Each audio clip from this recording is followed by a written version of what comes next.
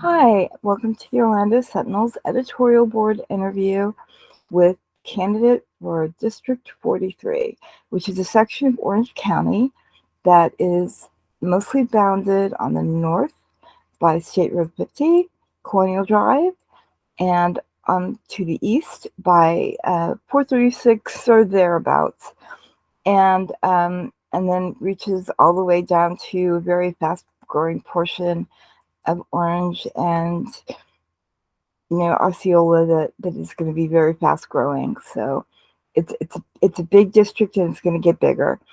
And today we are joined by the Democrat in that race, Johanna Lopez. She is very familiar to Orange County voters as a 4-year member of the Orange County School Board. Her Republican opponent, Attorney Christopher Wright, has declined the Sentinel's invitation to appear, which is certainly fine. We're very, very thankful to Ms. Lopez for joining us today. So we'll spend about 20 minutes going over some questions that we have that talk about some of the big issues facing Florida, and hope that our voters find this helpful. And I'm going to start with a question that it really touches on the only duty that legislators have, which is to write a budget. Starting next year, the voluminous amount of money that the federal government has been dumping into Florida's coffers under the American Recovery Act is going to start to dry up. How does Florida adjust its priorities to meet the needs both of the state and of your district? Thank you so much for the opportunity. When we talk about budget, about allocations, we have to take in consideration, obviously, the impact of the pandemic. And that's one of the main reasons we are getting more allocations, but we have to be focused in all the needs of our state, but specifically of my district. In this case, I totally believe that we have to pay attention to mental health. I think that we are very affected in different levels at the state, in different fields.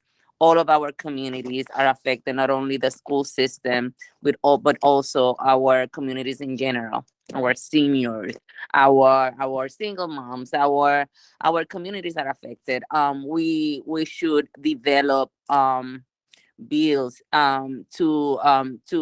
to address those challenges of the pandemic with mental health. Another problem that we will be we are facing is affordable housing. We have to create ways of being creative in places like our district 43, that we don't have enough spaces, but we have to be creative in the prototype of to create buildings and affordable housing, because currently our affordable housing is not even affordable for our working families. This is as affecting all of our families. It's affecting not only the people who wants to buy a house, but also the person who wants to rent a house, an apartment, or person that wants to sell a home. So we see a lot of impact on affordable housing as well. I believe that we have to expand our Medicaid and Medicare. I don't know why we have so many challenges in the state of Florida, and why we're not taking care of our families in prevention. So I think that we have to develop and put allocations to develop more initiatives for preventive conditions in males and females. I also believe that we have to provide allocations for small business owners. I think that we are very behind in the state of Florida. The governor is just paying attention to the great big corporations instead of paying attention to our small business owners, and make them grow, they and be stronger. If we have more stronger small business owners, our communities will have more opportunity of employment as well. So there's a lot of things that I believe we have to be working on it. I also believe in an open relationship with my community and the experts on different fields, because obviously, as a politician, I don't like to use that word anyway, but as a candidate, I depend on the experts from my district. I am always open to listen to recommendations. I am always open to improve, and I'm always open to work together with my community. I'm just the voice of my community. It's not the voice of Johanna Lopez. It's the voice of my community. Okay. I wanted to actually ask you about the politician aspect, even though nobody likes that word. And by the way, I don't think we've ever formally met, Ms. Lopez. I'm Scott Maxwell, a columnist with the Sentinel. I'm always sometimes interested in candidates who are running for different offices. And obviously, you've been on the school board now, and you are now seeking a seat in the legislature. I think your journey to school board is sort of pretty evident. You were an AP math teacher, if I understand correctly. And I was AP Spanish language and AP Spanish literature. Okay, Spanish. My apology. Okay, so you were a teacher to school board. Can you give us an idea of sort of the evolution of what made you want to run for state legislature? Oh yes, I love that question, because I am very tired of the preemption from Governor DeSantis. I am very tired of his executive orders. I don't believe that I can create policies based on exclusion, based on discrimination, and I am not willing to create policies because we have to follow the bills. And I remember one day saying during the pandemic, if I have to lose my seat, I'm going to lose my seat, because this is not about my opinion. This is about the safety of my community. This is about the safety of our staff member, of our teacher, of our students. And I saw all of the preemptions that were against of the science. We have the CDC guidelines. We have a high percentage of positive cases, of COVID positive cases in Orange. And while we have the mayor advocating for using masks, we have the governor saying take away the mask in the school system. So, and then with the Don't Say Gay bill, here we go again. I refused to create a policy at a local level to discriminate and to criminalize my LGBTQ community, students and staff. Is not fair. And I think that was it. I think that was my inspiration to say, you know what, I cannot do this.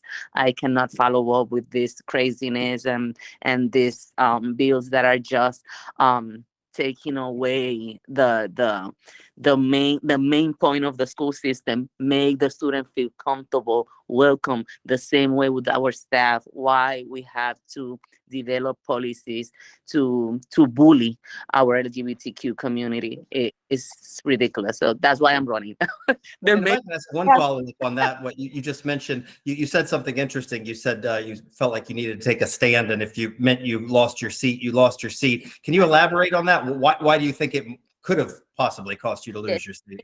Because at that moment, when I was advocating for keeping the mask, because we have more than 20% positive cases, Mr. Palmerini, one of our lawyers from the district, he said, Lopez, you don't have other choice.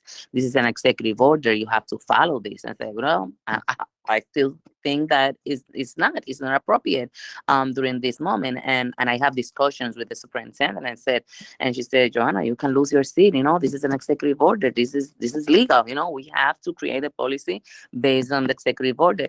And that type of situations and make me think that at a local level, we are losing authority because of the governor.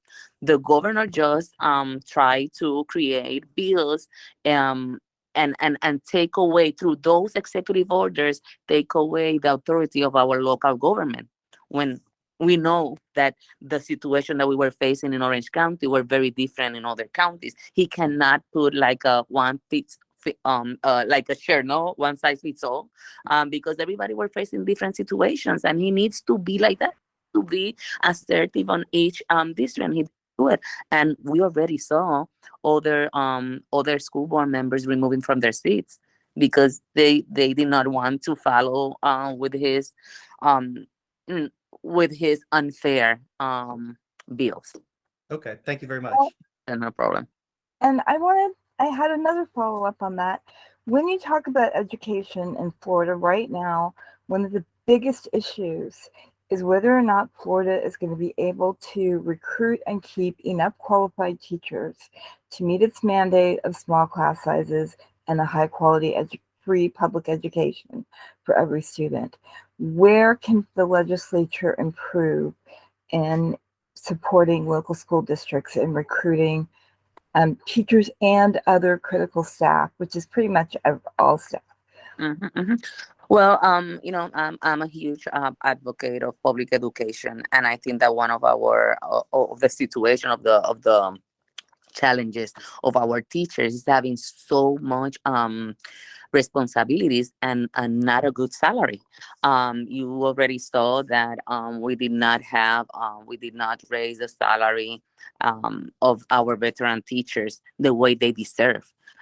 So here we go again. DeSantis put allocations for new teachers and forget about our veterans teachers. So we see that um, decreased in recruitment and retention, because I think that with that salary and the cost of living, and then the problem of affordable housing, is a lot of situations happening at the same time that do not allow our teachers to grow professionally, to grow economically. So there is we're living in a virtual society where everybody is finding jobs out of the school, great salaries, stay at home, so you don't have to spend that much money. Plus, you don't have the unfair bills from the state, so you don't have to fight with the state either. I think that we have to fight for better salaries for our teachers and our classified employees. The problem of the teacher of recruitment and retention is also a problem for classified. We don't have enough drivers either. How can we be how can we be more fair in terms of salaries with our classified and compete with Disney, with Universal, with private companies that are just taking away our teachers and our drivers, because they're getting better salary, better benefits, and at the end they don't have the stress of having a governor trying to impose certain rules and policies that we know is not fair. Sometimes I feel that we are living in the medieval ages. We're banning book in 2022. Come on, we have smartphones. So for me doesn't make any sense. Just so people advocated for taking away pages, because talk about tampons and pads. Come on, you go into the pharmacy and you can see those. You can see tampons and pads. What are we thinking? I think that certain types of advocacy that doesn't have any sense is just putting behind our students when they go to other universities. When we have other states that are more open to speak, they don't have any they're not banning books, so they're more free to read. They feel the democracy that we should live in Florida, and we don't have it at this moment. When they go to the other universities, they're gonna have challenges. Because the governor are taking the opportunity to create executive orders to control our democracy. Parental rights, really? Are you really thinking about our rights as parents? I don't think so, because if you're taking away parental rights from other group, then you're not creating a parental right. You're just creating a political agenda to run for president. That's what I see.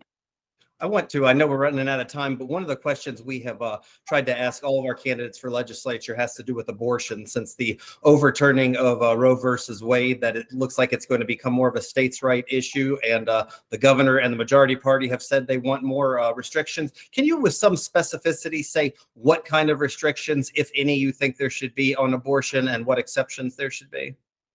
Well, I believe as a mother, as a grandmother, I believe in the woman reproductive rights. The woman has the right to select and to choose if she wants to have that child or not.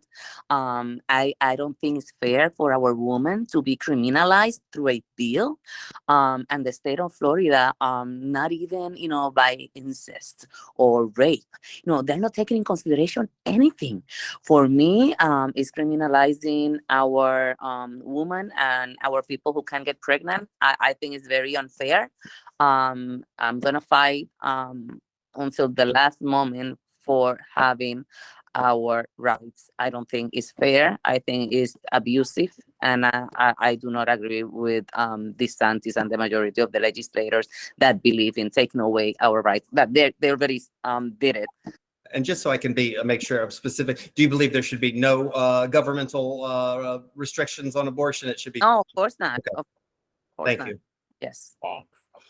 I'm going to switch gears real quick and see if we can cover a couple other topics very quickly.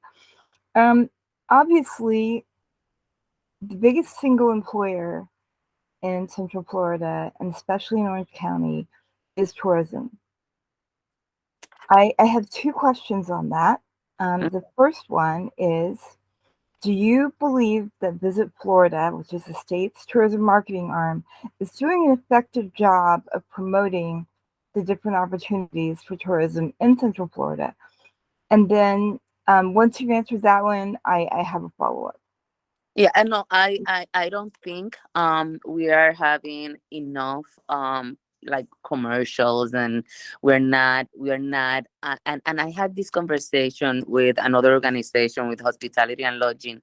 How many I was before the interview, I was reading different articles and see how many jobs we have in hospitality and lodging in our parks, because people always think about the hotels, cooking, cleaning. No, we have so many things in communications, for example, financial, for example. It's so many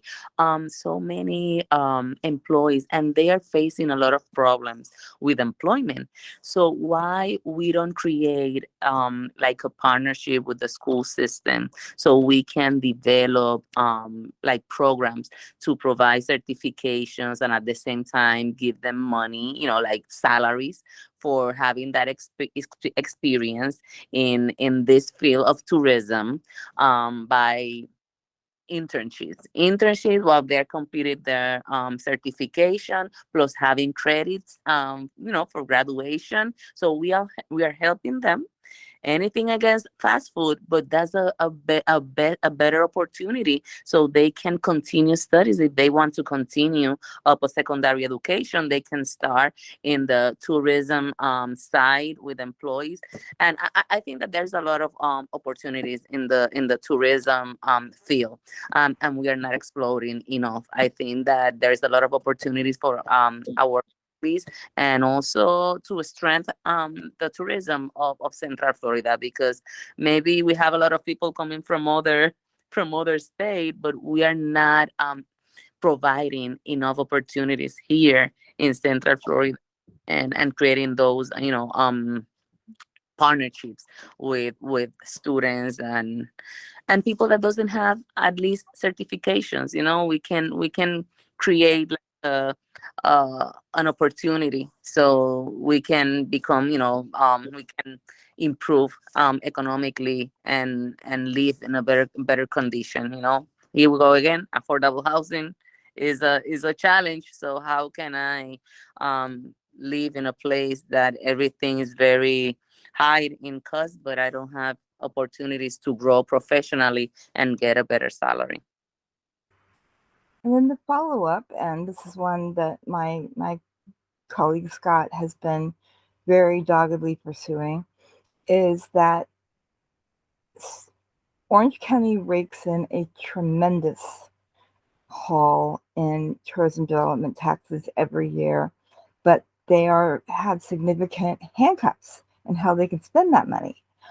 Do you support additional flexibility to spend tourist development dollars in ways that still benefit tourism, such as roads, public transit, and other issues like that? I believe in flexibility, obviously. Sometimes, being very on extremes do not allow us to grow. I believe that we can be more flexible in order to help in different sides, different needs that we have in Central Florida, in our district, in Florida in general. I believe that we should we can reconsider it and be more flexible. Obviously, yes. What I'd like to do then is and I would ask you to keep this one concise. Just give us your pitch as to why you're the right choice in this seat, and why voters should choose you. Thank you. Oh, good one. I didn't expect that one. Well, why voters? Okay, I believe that I am the right choice because I know my district. I live in my district since I came from Puerto Rico in 1998. When I came from Puerto Rico in 1998, I worked in the airport in a car wash. Then I worked in a fast food restaurant. Then I came from Puerto Rico with two children, two of the third and the fourth born here in Florida, in the same district. I was a teacher at Colonial High School, working with my community, with my students, and I already proved that I represent the voice of my community in the school board. When I won Teacher of the Year, um, uh, I also represent my district and Colonial High School in every place I went. I went different states. I always have uh, uh, my heart. I always have my heart in Asalia community, in District 43. Where I live for the last years. I think that I am the best choice because I'm not here for Johanna. I'm here for my community. I look like my community as a single mom. Everything that I achieved, I did it with my students. I cannot speak about my goals without my students and without my families. I became Teacher of the Year because of my fight with my students, but because of the voter registration that we made, because of the community hours that we provided, but it was together, never alone. And when I run for school board, it wasn't alone either. It was because of my students, majority of them immigrants, majority of them ESOL students, the majority did not vote. And we run a historical campaign because of them. I have a lot of stories to share with my students. And every single time I have to speak or advocate, I think in one of my students because there's so many thousands of stories. I work at Colonial High School since 1998 until I became school board in 2018. So imagine how many stories. And even though we have a lot of obstacles because of the way we speak, the way we look, we always try to run the extra mile and achieve whatever we wanted to achieve. 100% passing grade in AP classes. All of my two students pass the class. Doesn't matter if they born here or born in a Latino country, they pass the test, not because of me, but because of our work together. So the best choice is Johanna Lopez because I know how to work together. I'm a good listener. I'm very flexible in change opinions when you prove me right, provide me the right feedback and data and research. So I'm here to serve, and people already know me. So the best choice because I'm your voice. That is the only thing that I can say, and because I know my district. I know my district. I live there in a complex. I studied in a complex. I live in different areas of the same district. Um, but I think that I know them very, very good. I know them. Thank you very much for joining us Thank you today. so much. You. And just to let people know, we will be making a recommendation in this race, but there is a lot of information out there, including both candidates who have excellent comprehensive websites. And once again, to mention the names Johanna Lopez and sorry, Mr. Christopher Wright. And so please take a look at what the candidates have to say about themselves, what other people have to say about the candidates, and of course, the Orlando Sentinel's excellent coverage of this race, which will be as comprehensive as we can possibly make it. Make up your own mind and get ready to vote, because this race is going to be very important to the people of Orange County and the people of Florida. Thank you for joining us, and good luck to you, Ms. Lopez.